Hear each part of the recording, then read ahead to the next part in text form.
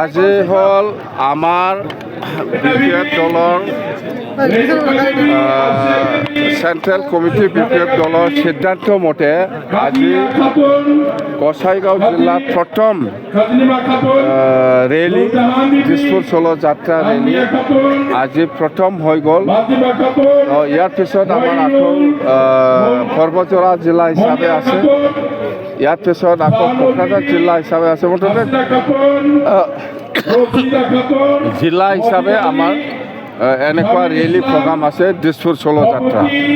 তো দিছপুৰ চলো যাত্ৰা সেইটোৱে যে আমাক BTC বাকী ৰাইজে সেইটোৱে বিচাৰে যে BTC উন্নয়নটো। তো আমি BTC যদি উন্নয়ন কৰিব লাগে তেতিয়াহ'লে নিশ্চয় আসাম চৰকাৰ বা দিল্লী চৰকাৰৰ সহায় সহযোগিতা লাগিব। সেইকাৰণে আমি দিছপুৰ চলো যাত্ৰা দিছপুৰক আমাৰ MLA পঠাব লাগে।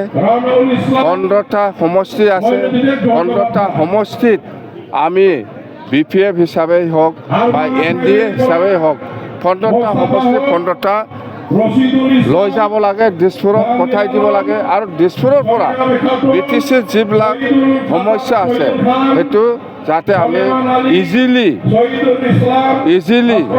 সেইবিলাক সমস্যা সমাধান কৰিব পাৰে, তাৰ কাৰণে দিছপুৰ চলো যাত্ৰা দিছপুৰক MLA পঠাব লাগে, সেইটোৱে আমাৰ উদ্দেশ্য।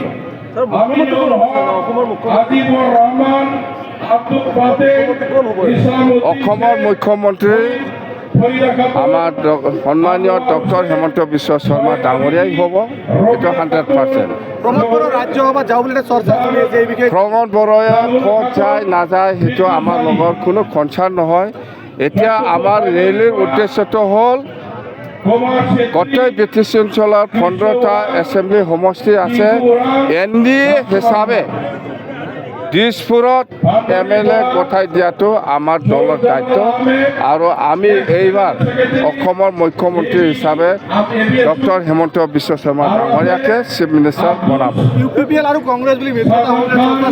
নাই, ইহঁতৰ UPPL কংগ্ৰেছ বা বেলেগ বেলেগ দলে কাৰ লগত কি এলায়েন্স হয় নহয় সেইটোৰ লগত আমাৰ কনচাৰ্ণ নহয়।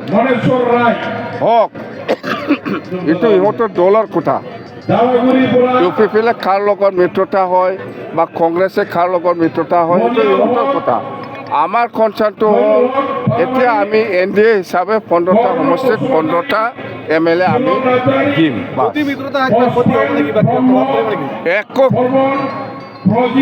UPPL কংগ্ৰেছত গ'লেও আমাৰ BPF দলক একো ক্ষতি কৰিব নোৱাৰে। 100% 15টা MLA আমি পঠাই দিম, বাছ।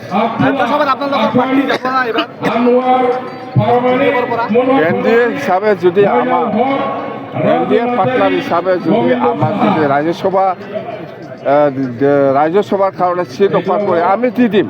কিন্তু আজিলৈকে NDA পৰা এনেকুৱা BPF দলক ৰাজ্যসভা MP দিব বুলি আলোচনা হোৱা নাই।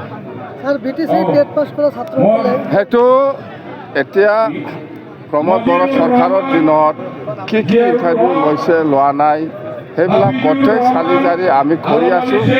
আমাৰ আইনগতভাৱে আমাৰ উকিল আছে, মানে লিগেল চেল আছে, এইবিলাক চাই আছে। সেইবিলাক এতিয়া কৰিব পৰাটো সম্ভৱ নহয়, ইলেকশ্যন পাৰ হৈ যাব।